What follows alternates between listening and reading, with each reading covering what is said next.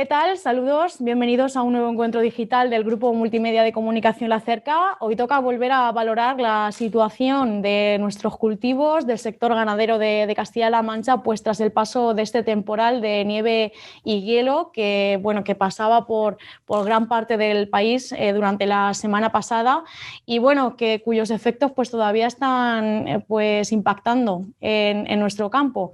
Lo vamos a hacer hoy de la mano del secretario general de UPA, Castilla-La Mancha, de Julián Morcillo, a quien pues doy la bienvenida desde el otro lado de la pantalla. ¿Qué tal, Julián?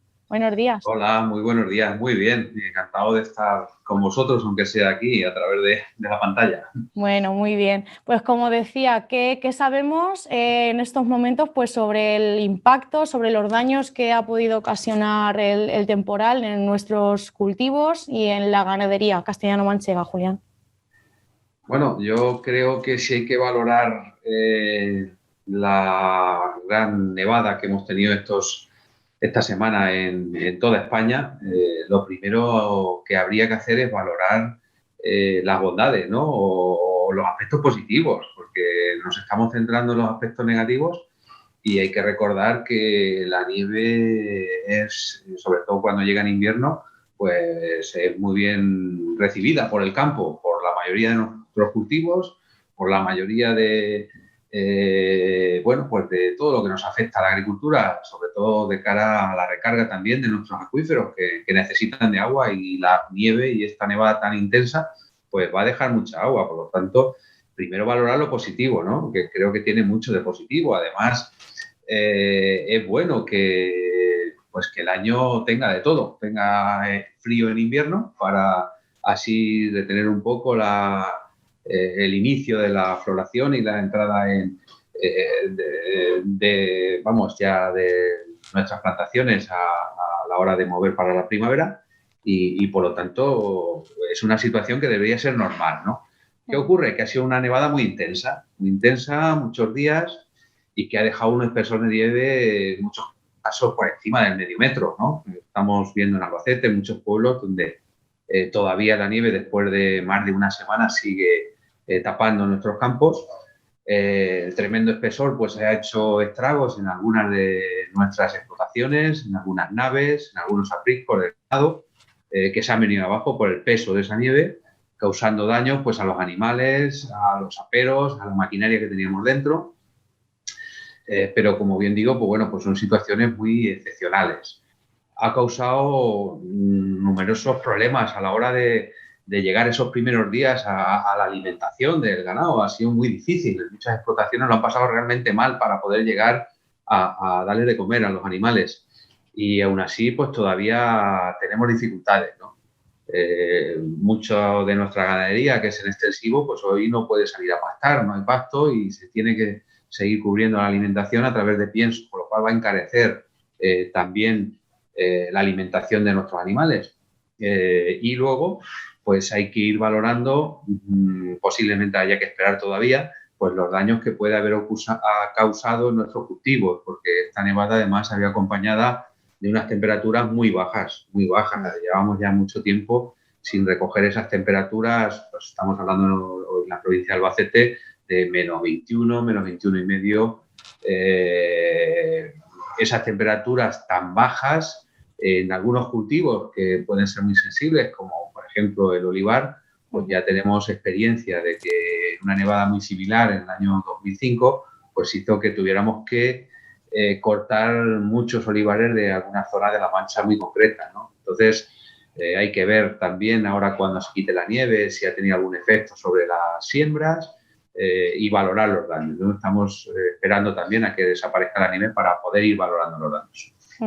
Pues como dices, habrá que esperar todavía unos días para ello. De momento, pues se está hablando ya de pedir esa declaración de zona catastrófica para aquellas zonas pues más afectadas, pero ¿es suficiente esta medida o habría que poner en marcha pues por parte de las administraciones pues otra serie de ayudas directas?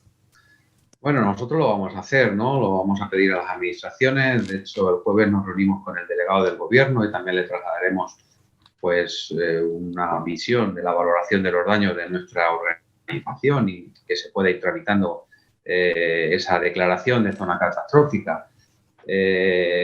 También hay que tener en cuenta que muchas de nuestras explotaciones están aseguradas, que tienen su seguro y que ahora es el momento pues, de dar parte a esos seguros para que haya una peritación por parte de los técnicos, que se valore esos daños y que puedan tener sus indemnizaciones de la forma más rápida posible, ¿no? Y luego, pues como en otras circunstancias, hay que recordar, no hace tanto sufríamos el episodio de la Dana, también en pueblos de la provincia de Albacete, Fuente Álamo, Montealegre, Pontur, Albatana, Ellín, ¿no? Donde el agua arrastraba, incluso se llevaba por delante muchas de nuestras plantaciones. En aquellos momentos, pues hubo un decreto de ayudas excepcionales y se pudieron acoger muchos de nuestros agricultores. Un requisito previo es que tuvieran algún tipo de seguro en su explotación. Esto también hay que dejarlo claro, o sea, hay que ser previsores, ¿no? No podemos, sobre todo los que realmente vivimos de la agricultura y la ganadería, pues no podemos estar a expensas de que la administración en un momento determinado pues ponga un dinero o no, sino tenemos que ser previsores y así nos lo exigen los decretos que salen de medidas excepcionales de que tengamos o dispongamos de algún seguro. Eso es importante, ¿no? Y en el caso de que ese seguro pues haya alguna de los riesgos que no estén cubiertos, pues entonces cuando en estos decretos excepcionales pues tendríamos derecho a indemnizaciones. Recordar, ¿no?, que en el DANA pues se hicieron desde nuestra organización, desde la Unión de Pequeños Agricultores y Ganaderos, hicimos varias solicitudes de agricultores y ahora pues hace cuestión de 15, 20 días pues han llegado esas indemnizaciones a nuestros agricultores. O sea, al final estas ayudas excepcionales pues también llegan, ¿no? Pero sobre todo pues hay que ser previsores y tener los seguros, dar parte a los seguros y que se nos gestione bien ese seguro ahora. Julián, este temporal ha llegado después de un año complicado, marcado por la pandemia del coronavirus. ¿Qué balance podemos hacer del comportamiento del sector durante este año, como digo? Bueno, pues el sector agrario y ganadero está acostumbrado a las dificultades, ¿no? Nos estamos sobreponiendo a todo lo que se nos echa encima. Es cierto que al final hay gente que abandona y que no puede hacer rentables sus explotaciones, pero el sector agrario en general está aguantando, sigue siendo el que está generando empleo, trabajo, está abasteciendo de alimentos. Al final lo que hacemos es producir alimentos y se ha estado y se está abasteciendo a la población, no hay ningún problema de abastecimiento, incluso en situaciones como estas de pandemia a la que hemos tenido que hacer frente. Estaba en una situación complicada ya. Recordar que para estas fechas pues estábamos movilizándonos el año pasado, ¿no?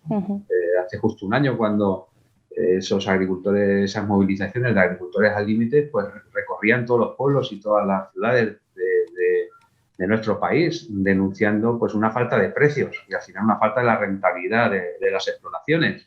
Hubo que parar, ayudar en los primeros momentos de la pandemia, pues a desinfectar los pueblos. Ahora ha venido la nevada y también hemos ayudado, se ha ayudado desde el sector a limpiar infraestructuras y calles. Y bueno, ahí estamos, seguimos trabajando y dispuestos a hacer el trabajo que agricultores y ganaderos saben hacer, que es producir, ¿no? Y lo que sí vamos a ser exigentes y vamos a seguir pidiendo es que todo ese trabajo se tiene que reconocer en un precio justo de nuestras producciones, que ese es nuestro principal problema, que muchas de nuestras producciones no tienen un precio que nos garantiza la viabilidad de las explotaciones. Bueno, precisamente esta semana, estos días, se va a hablar en el Congreso de los costes de producción de la cadena alimentaria.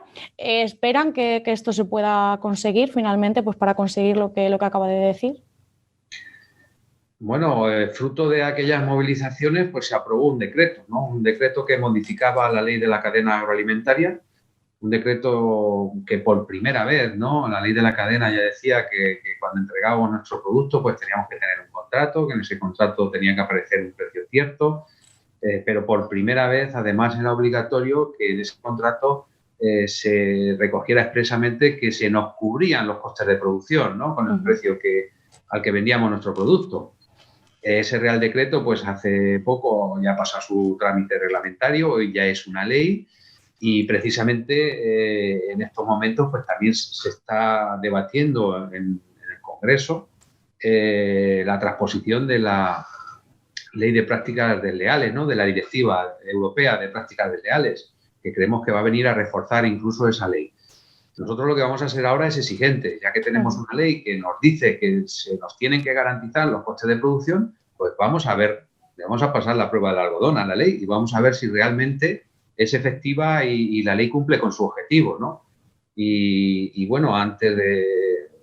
empezamos ya con uno de los cultivos más importantes en nuestra región, como es el del viñedo, en denunciar, ¿no? Cuando aparecieron las primeras tablillas, denunciar que los precios que aparecían en esas tablillas, pues que no garantizaban esos costes de producción. Hicimos una denuncia ante la ICA, la trasladamos de forma generalizada y después hemos seguido insistiendo. Hace poco hemos pedido también el apoyo a las otras 2 organizaciones agrarias y se ha enviado una carta a los principales industriales de este país del vino diciéndoles que una vez que ya hemos conocido los precios que se le ha pagado a los viticultores, que ese precio no cubre los costes de producción. Y hemos hecho esa denuncia trasladándola a la ICA y trasladándola a las principales industrias, ¿no? Y nos queda la siguiente fase, que es coger a nuestros viticultores, a los que quieran llegar con nosotros hasta el final, y ya a nivel individual de su explotación, demostrarles con una denuncia de la ICA de que eso es así, ¿no? Y ver si la ley es efectiva o no. Cuando lleguemos al final podremos decir si la ley sirve o no sirve. Nosotros creemos que por primera vez tenemos una ley que recoge eso, que nos tienen que cubrir los costes de producción y vamos a intentar que se cumpla. Bueno, otras organizaciones agrarias, como por ejemplo Asaja, alertan de que de la preocupante situación del sector y avisan un poco de que, bueno, que puede producirse una pandemia del desabastecimiento. No descartan nuevas movilizaciones para reclamar y exigir que se escuche pues al sector. Ustedes no sé si plantean también sumarse a movilizaciones, reivindicaciones. Bueno, yo creo que no hay que ser alarmistas, ¿no? El abastecimiento, nosotros tenemos unos cómplices en todo nuestro trabajo, que son los consumidores, ¿no? A ellos nos debemos, a garantizar la alimentación y en ese sentido creo que vamos a seguir haciéndolo. Yo creo que no va a haber ni siquiera se nos pasa por la cabeza que hay un desabastecimiento. Lo que está claro es que a nosotros se nos tiene que garantizar que cubrimos los costes y que podemos seguir trabajando. Evidentemente, si los costes no se nos garantizan, pues van a ser muchas las explotaciones las que van a tener que abandonar. Y en ese sentido, evidentemente que no descartamos ninguna movilización. De hecho, no la hemos descartado, ¿no? Y paramos, además, esas movilizaciones en Albacete justo el día 12 de marzo porque la pandemia obligaba, ¿no? Yo creo que fue muy acertado el paralizar estas movilizaciones, pero nunca dijimos que esto se había acabado. O sea, estamos dispuestos, si no se nos sigue garantizando la rentabilidad de nuestras explotaciones, evidentemente vamos a seguir con las movilizaciones. Bueno, Julián, no sé qué líneas de trabajo, hacia dónde debe girar ahora mismo pues la hoja de ruta de todas las organizaciones agrarias en conjunto con las administraciones. ¿Qué objetivos, qué retos quedan por conseguir? Bueno, pues este es el principal, el que nuestros productos tengan precio. De nada sirve lo demás si no tienen precio nuestros productos. Yo creo que ese reto no lo vamos a abandonar y esa hoja de ruta o ese tema va a estar siempre encima de la mesa. Es cierto que ahora mismo, con el inicio de año, pues se nos abren unos debates también muy importantes y que van a ser trascendentes, ¿no? Estamos con esa reforma de la PAC y Europa ya prácticamente ya ha dicho todo lo que tenía que decir. Ahora tenemos que, en España, pues preparar ese plan estratégico nacional donde realmente, con las posibilidades que nos ofrece la nueva reglamentación de la política agraria comunitaria, pues seamos capaces de orientar esos presupuestos hacia los agricultores profesionales, a los que realmente trabajan la tierra y a las explotaciones familiares. Y esto que es un poco resumir todo, pues hay que trasladarlo a esas mesas de negociación que se están teniendo con el Ministerio, con las comunidades autónomas, para pues ya ahora sí definir puntos claves y estratégicos, pues, definir cuál va a ser la figura de agricultor genuino, que es quien en definitiva va a poder recibir la ayuda con la nueva PAC a partir de 2023, definir si queremos derechos históricos o no queremos derechos históricos, definir cuáles van a ser los ecoesquemas, cuestión importantísima, se va a llevar un 20% del presupuesto que viene a ayudas directas en una serie de medidas que nos van a exigir hacer más, o sea, cumplir más todavía de lo que hoy están cumpliendo agricultores y ganaderos y que tenemos que intentar hacerlas posibles, ¿no? Para que se pueda hacer y que nuestras explotaciones no pierdan rentabilidad. Si se nos va exigiendo más, las ayudas vienen a menos y encima nuestras producciones no sirven, pues es muy difícil, ¿no? Es muy difícil. Pero bueno, estamos en ese momento de que hay que orientar esas ayudas a los jóvenes que se incorporan, como bien digo, a los agricultores profesionales y a los que en definitiva están al pie del cañón todos los días en sus explotaciones. Creemos que si se hace una buena orientación, pues la PAC, con ese presupuesto más o menos similar al del periodo anterior de 7 años, pues nos da margen de maniobra, pero hay que hacerlo bien y España tiene la posibilidad de hacerlo porque los reglamentos comunitarios dan mucho margen de maniobra. O sea, aquí podemos hacer de la PAC una política acertada para nuestras explotaciones. Uh-huh. ¿Alguna línea de trabajo especial específicamente en cuanto a materia de agua? Y recordamos también pues ese pacto que se firmó aquí en Castilla-La Mancha. Del agua yo creo que es como los precios, ¿no? Es un tema que nunca lo podemos abandonar porque al final marca mucho la rentabilidad de nuestras explotaciones. La viabilidad de nuestras explotaciones está muy sujeta al agua, ¿no? Por desgracia el secano pues cada día es más difícil de hacerlo viable y contar con el agua pues es el futuro de la agricultura. El debate lo tenemos también abierto y además en un momento también importante. Se acaba o se va a iniciar muy pronto la tercera fase de los procesos de planificación de los planes de cuenca, que son claves porque ahí es donde define qué podemos hacer con los recursos hídricos, ¿no? Salió el esquema, se terminó el plazo para el esquema de temas importantes, aparecerá ese documento ya definitivo de esquema de temas importantes y va a salir ya el último proceso que es el de la normativa y ahí pues tenemos que estar o tenemos que ser muy agresivos. Yo creo que Castilla-La Mancha ha sido maltratado en la planificación en los últimos procesos y que esta vuelta tenemos que intentar revertirlo, ¿no? Y vamos a ser exigentes con nuestra administración también, con la Junta de Comunidades de Castilla-La Mancha, para que ese pacto donde nos encontramos prácticamente casi todos los agentes sociales que tenemos algo que decir con el agua, firmábamos hace unos días y que lo primero que hacer es decir, oye, vamos a garantizar también el agua para nuestra tierra, ¿no? Y para nuestra gente. Pues ahora es cuando hay que plasmarlo en hechos concretos, que el proceso de planificación pues no nos lleve a situaciones de recorte de derechos. Lo estamos viendo, lo estamos sufriendo muchísimo en el Guadiana, ¿no? Con unos sobrerecortes a recortes que ya veníamos haciendo en esta tierra y que no se hacen en ningún otro sitio de España.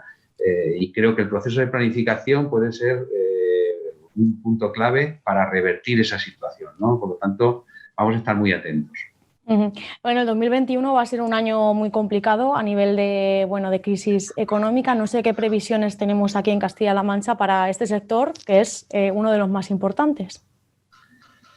Bueno, nosotros lo que esperamos es que esta pandemia la superemos lo antes posible, ¿no? Porque es cierto que está teniendo unas consecuencias que nadie, por lo menos nuestras generaciones, no habíamos conocido, ¿no? A todos los niveles, sanitarias primero, de sacrificio de personas y humanos, de sacrificio de muchos de nuestros sectores, de nuestra sanidad, pero también económico, ¿no?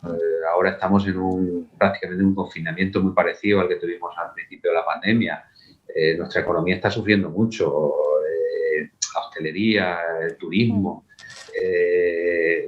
posiblemente sean los sectores más afectados, pero eso también nos influye a nosotros.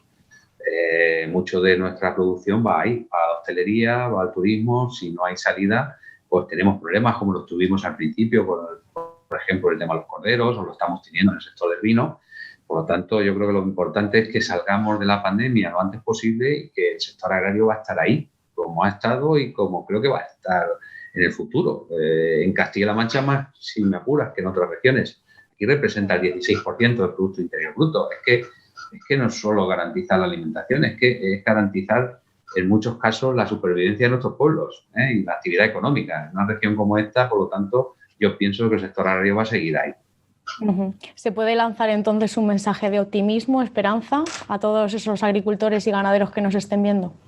Yo creo que un mensaje de que aquí va a seguir habiendo oportunidades y nosotros vamos a seguir siendo fundamentales en la estructura productiva y económica de la región y por lo tanto, pues con todas las dificultades, porque las hay muchas, pero habrá que seguir, ¿no? Y de hecho, pues estamos comprobando ahora mismo que ya se ha convocado, bueno, falta la convocatoria para las ayudas a incorporación de jóvenes, que son muchísimos los que vienen y que, bueno, ante las dificultades de otros sectores, pues quieren intentar hacer su vida aquí, dentro del sector de la agricultura. Van a ser muchos los que van a ir a esta nueva convocatoria, que ahora a principios de, vamos, que en breve saldrá por parte de la Consejería de Agricultura.